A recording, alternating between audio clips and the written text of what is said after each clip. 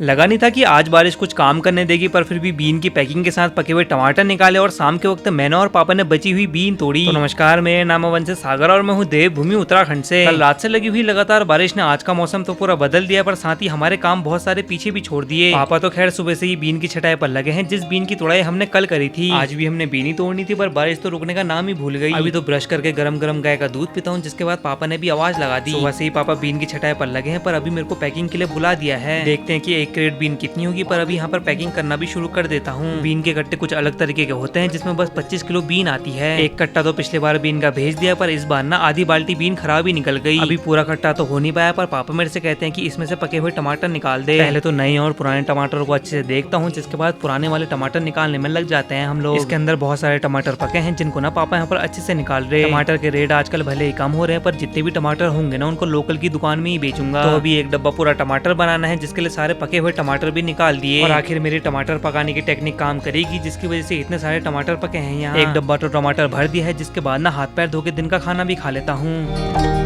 और कल रात से जो ये बारिश लगी हुई है अभी दिन तक अभी रुकी नहीं है, जिसकी वजह से मम्मी को ना ऊपर ही बर्तन धोने पड़ ले। वैसे बर्तन धोने के लिए हमारे वहाँ अलग से जगह होती है, जिसको हम लोग पनियानी कहते हैं। पहाड़ के घर में ये हर जगह देखने को मिल जाएगी, पर अभी शाम का मौसम खुल गया है, तो इसलिए मैं और पापा सीधा खेत की तरफ को निकल गए। मौसम का तो कोई भरोसा नहीं है, पर टाइम मिला है तो खेत पर ना कुछ बीन बची है, तो उसको तोड़ लेंगे। अभी खेत में भी सारा पानी भरा हुआ है, पर हमारे कट्टे में बीन कम पड़ गई, तो इसलिए मजबूरी में तोड़ना पड़ रहा। फिलहाल पापा ने तो बीन की तुड़ाई शुरू कर दी और मैं भी यहाँ पर काम पर लग जाता हूँ। और दिन तो मैं अपने खेतों पर जूता पहन के आता हूँ, पर आज इतना गीला हो रहा है कि जूते के अंदर भी पानी चले जाएगा, तो इसलिए चप्पल से ही काम चलाना पड़ रहा। पर पापा ने जूता ही पहना है। फिलहाल अभी करीबन 1 घंटा बीन तोड़ने के बाद ना मौसम भी बढ़िया हो गया और साथ ही हमारी बीन की तुड़ाई भी पूरी हो गई। आज हमारी ये वाली बीन भी फाइनल तो हो गई है, पर बारिश की वजह से इतना नुकसान हुआ है कि बस 2 ही कट्टा बीन निकल पाएगी। बीन की तुड़ाई के बाद पापा यहाँ पर मिर्च वाले खेत पर आ जाते हैं, जहाँ पर मैं देखता हूँ कि शिमला मिर्च पे ना बहुत सारा नुकसान हो गया। मौसम खराब होने की वजह से दवाई नहीं डाल पाए, जिसकी वजह से बहुत सारी शिमला मिर्च खराब भी हो गई। ये सारी शिमला मिर्च को मेरे को कल तोड़ना पड़ेगा, पर अभी यहाँ पर ना बीन धोनी है हमने, क्योंकि बारिश की वजह से बहुत सारी बीन खराब हो रही है, तो इसलिए यहाँ पर ना इसको धो के ही पैकिंग करनी पड़ेगी।